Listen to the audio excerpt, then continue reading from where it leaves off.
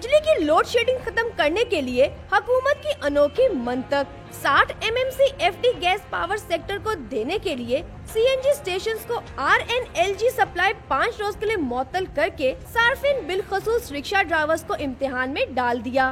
बड़ी परेशानी है क्योंकि गरीब बंदा कितों बच्चों की रोटी कमाएगा। लिहाजा गवर्नमेंट अगे रिक्वेस्ट है कि वो CNG दोबारा बहाल कर दें। पेट्रोल पे तो बिल्कुल वारा नहीं आता, तो इनको चाहिए कि CNG बंद ना करें।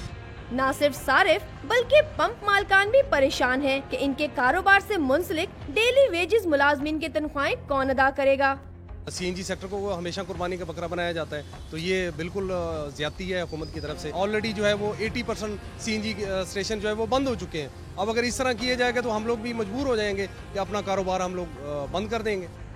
SNGPL के मुताबिक बिजली की खपत पूरी करने के लिए सूबाई दारुल हुकूमत समेत पंजाब भर के CNG स्टेशंस 8 अप्रैल तक बंद रहेंगे। कैमरामैन आरिफ रहमत के साथ किंजा मलिक, डॉन न्यूज़, लाहौर।